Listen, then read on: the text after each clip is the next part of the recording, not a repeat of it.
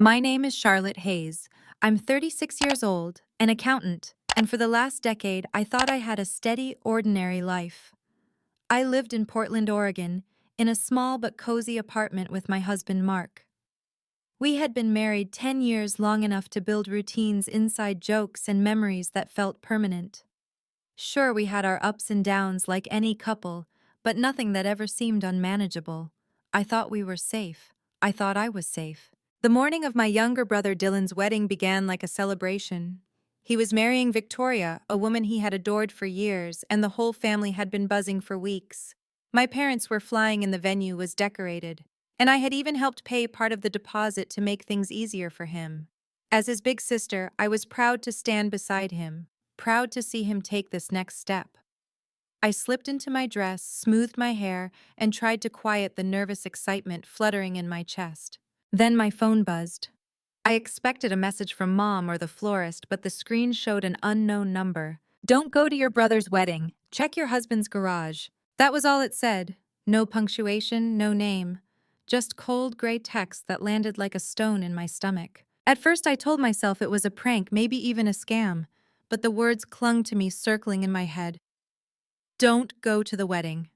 Check your husband's garage. My hands went cold. I tried calling Mark, no answer. He'd left early that morning, saying he had a last-minute client meeting before heading to the venue. He kissed me goodbye like it was any other day. But now I wasn't sure of anything. I told myself it was nothing, just nerves. Still, the message replayed in my mind like a siren. Finally, I remembered Mark had made a spare key to his rented garage a year ago, said he'd left it in the keepsake box in our closet. My legs felt wooden as I walked to the closet, lifted the lid, and found the small silver key. Harmless, ordinary. But my gut told me it was anything but. I left the apartment without a word. My parents were in the kitchen fussing with pies and last-minute details, blissfully unaware. This was supposed to be a day of joy, and part of me still hoped I was overreacting. The garage was only a few blocks away, part of an old industrial lot turned storage complex. Rows of gray metal doors stood in silence as I found his unit number 42. My fingers trembled as I slid the key into the lock. The door groaned open, spilling the smell of oil and cold metal into the air. At first it looked ordinary. Mark's old Lincoln sat in the back boxes, lined the shelves, everything covered in dust. Relief flickered through me. Maybe it really was nothing. But then, in the far corner, I noticed a large cardboard box, hidden under a faded blanket. My heartbeat thudded louder as I pulled the blanket away. Inside were women's belongings that didn't belong to me: a red leather purse, nude high heels, a perfume bottle. My stomach dropped. I lifted the purse. It was designer Victoria's favorite brand. We had gone shopping together once. I knew this purse. Inside was her wallet, her makeup bag, her keys. And then I saw them. Photographs. Dozens of them. Mark and Victoria together on beaches, at cafes, kissing, laughing. Not a one-time mistake, a relationship, a history. My hands shook so hard the photos rattled. At the bottom of the box was a folder stuffed with printed emails and handwritten notes. I skimmed the words, bile rising in my throat. "I'm marrying Dylan for stability. You and I, this is real. Just wait. Once the wedding is over, we'll find a way. Another, you're my true home. He'll never know. Not yet." I couldn't breathe. My marriage, my brother's future, everything was tangled in this cruel betrayal. For a moment, rage consumed me. I wanted to burn it all, storm the wedding, drag Victoria down the aisle in front of everyone. But then something steadied inside me. If I exploded now, I'd lose the one thing they didn't expect me to have control. So I pulled out my phone and documented everything: the purse, the shoes, the letters, the photographs. Proof, evidence. When I was done, I put everything back exactly as I found it. I wiped down the surfaces, locked the garage, and slipped the key into my coat pocket. As I walked back to my car, the weight of the photographs burned in my purse like fire. The man I had kissed goodbye that morning was a stranger. The woman my brother was about to marry was worse. One thing was certain: they had no idea what I now knew. And soon they would. I sat in my car for nearly an hour after leaving the garage, gripping the steering wheel so tightly my knuckles turned white. The photos, the notes, the purse, they played over in my mind like a reel of nightmares I couldn't shut off. Every time I closed my eyes, I saw Mark's lips on Victoria's, her handwriting confessing things I couldn't unread. My chest burned with betrayal, and yet beneath it a colder fire began to take shape. I had always been the steady one in the family, the dependable big sister, the cautious accountant, the woman who followed rules and kept her emotions tucked neatly behind a professional smile. But now, sitting there with my brother's entire life dangling over an abyss, I realized rules meant nothing. Caution meant nothing. What mattered was justice. What mattered was making them see that I wasn't blind and I wasn't weak. I drove back to my parents' house in silence. Inside, Mom was arranging flowers, humming to herself. Dad was adjusting his tie in the hallway mirror. Dylan, radiant in his tux, laughed with his groomsmen on the porch. For a moment, I felt my throat close. They were so happy, so oblivious. Did I dare ruin this day? Did I dare shatter Dylan's smile? When I slipped upstairs to change my shoes, my phone buzzed again. Same unknown number. You saw it, now what? The message made my blood run cold. Whoever sent it knew. Maybe they had been watching me. Maybe they wanted me to blow everything up at the wedding. My pulse raced as I typed back with trembling fingers. Who are you? No response, just silence. I shoved the phone in my clutch and looked at myself in the mirror. My reflection didn't look like me anymore. My eyes were sharper, harder, as though some veil had finally lifted. At the church, everything glowed with golden light. Guests filled the pews, the air buzzing with chatter and excitement. I took my seat near the front, every muscle in my body rigid. I scanned the crowd, wondering if the mysterious texter was here watching. Mark entered with Dylan shaking hands, laughing too loudly, his arm draped casually over my brother's shoulder. I felt bile rise in my throat. His eyes flicked toward me for the briefest moment, but I forced myself to remain still. And then Victoria walked in. She looked like something out of a dream, her gown shimmering, her bouquet trembling slightly in her hands. Everyone sighed, admiring her beauty. But all I saw were her shoes. Nude heels, the same style I had seen in the garage. My heart pounded so hard I thought it might burst out of my chest.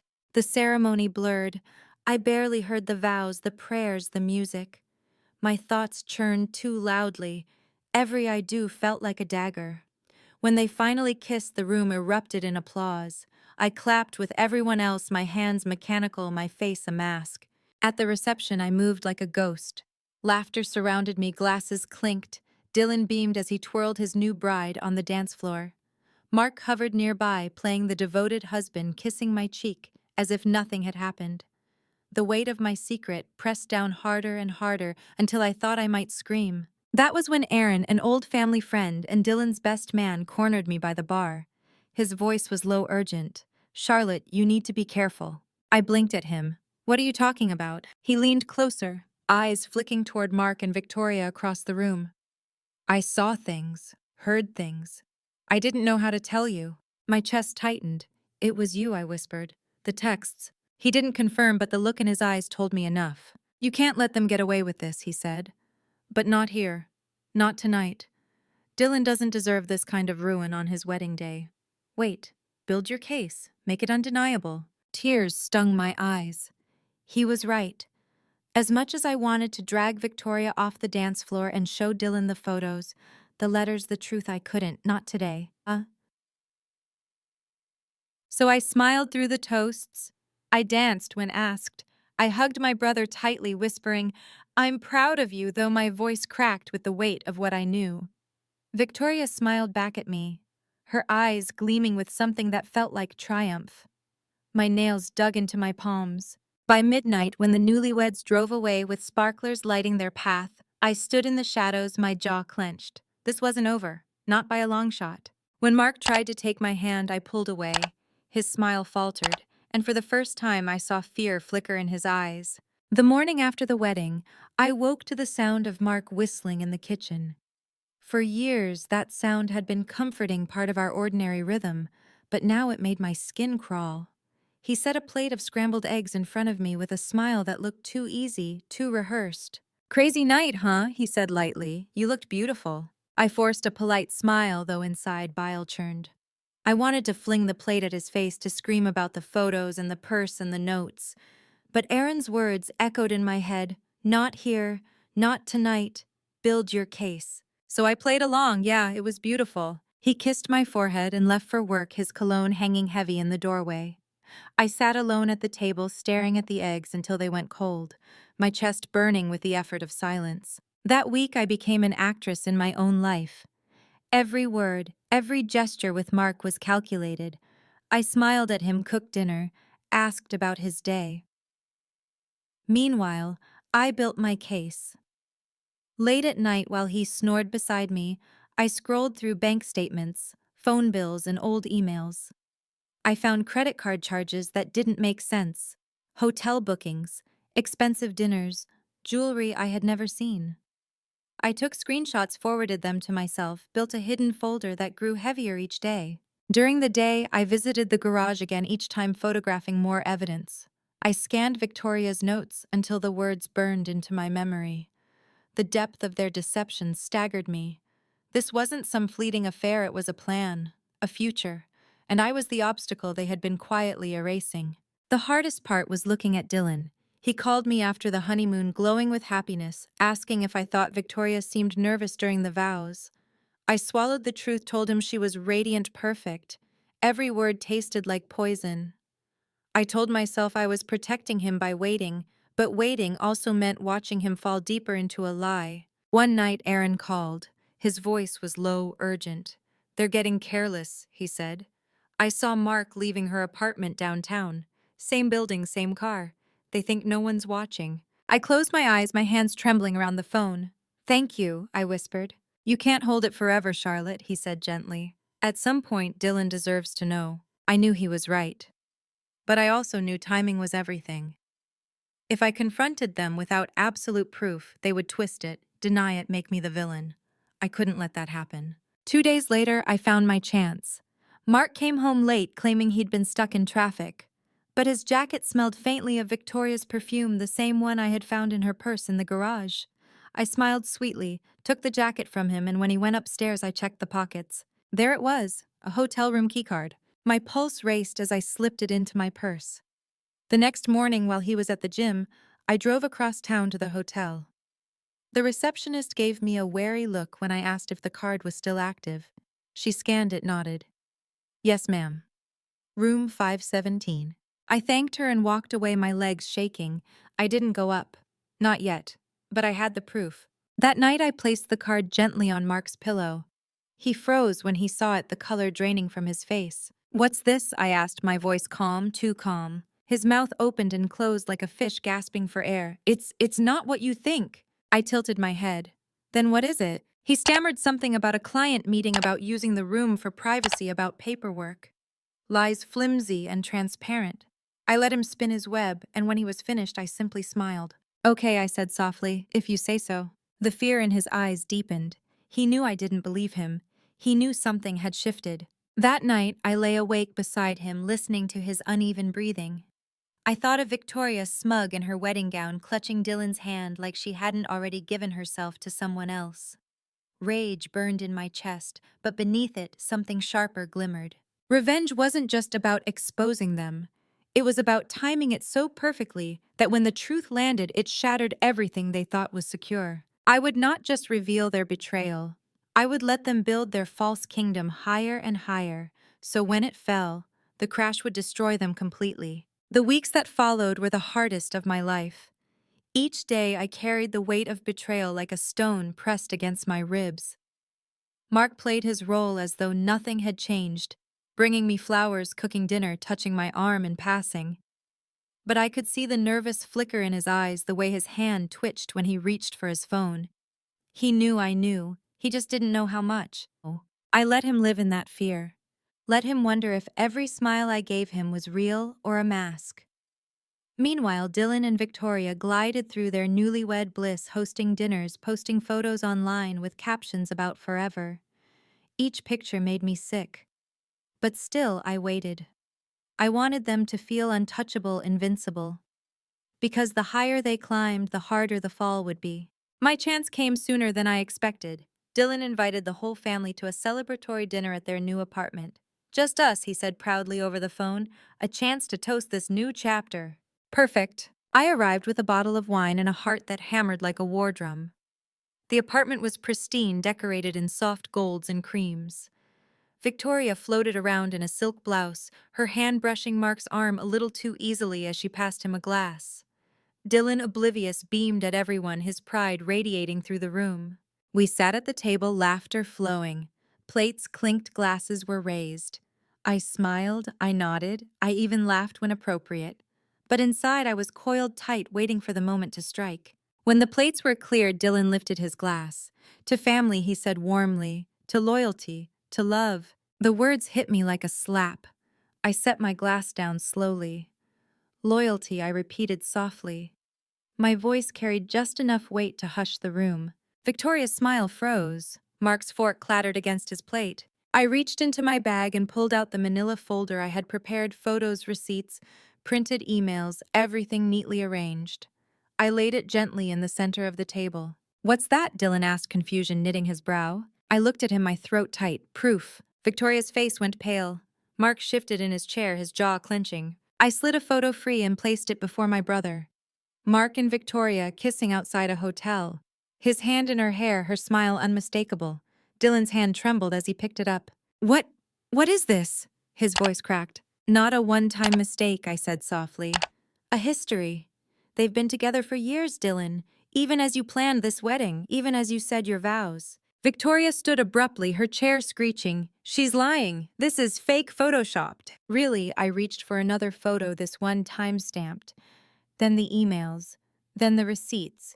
Each piece landed on the table like a hammer. "You wrote these words, Victoria. You're my true home. He'll never know. Not yet. Do you remember?" Dylan's face crumpled as he read. His hands shook. "Victoria, tell me this isn't real." She stammered, her eyes darting to Mark. He sat, frozen lips pressed in a thin line, the cowardice plain on his face. He didn't defend me, didn't defend her, didn't defend anyone. He just sat there exposed. Dylan shoved his chair back. "My wife. My own brother-in-law." His voice cracked with anguish. He turned to me, tears in his eyes. "How long have you known?" "A while," I admitted, my voice breaking. "I wanted to protect you, but you deserve the truth." The room erupted. Dylan stormed out, slamming the door so hard the walls shook. Victoria followed, pleading, her voice shrill. Mark finally stood, but I was faster. I gathered the papers, slid them back into the folder, and stood tall. "It's over," I told him coldly. "Whatever you thought you had, whatever future you imagined, it's finished." For once he had no words. His eyes were hollow, his mouth slack. He knew there was no defense left. That night I drove home alone, the silence of the car pressing in around me. My chest ached, my hands shook, but beneath the grief was something fierce: relief, power, vindication. In the days that followed, Dylan filed for annulment. He cut Victoria out of his life with a swiftness that stunned me. Mark moved out of our apartment, his belongings gone by the end of the week. He tried to call to beg, but I blocked him. There was nothing left to say. For weeks I wandered through the quiet, grappling with the wreckage. Betrayal leaves a scar deeper than love ever digs. But as the days passed, I realized something: survival is its own kind of revenge. I hadn't just exposed them, I had risen above them. They were drowning in the ruins they created while I stood free. And that is what I want you to remember. Betrayal does not define you. It tests you. It strips you bare, forces you to see who you are when the ground crumbles beneath you. And if you endure, if you refuse to break, you rise stronger than they ever imagined. So, if you've stayed with me through this story, thank you. If it gave you strength, please share it with someone who needs hope. Like this video, if it resonated with you, leave a comment to tell me your story and subscribe so we can continue building a place where truth is stronger than lies and healing is greater than betrayal.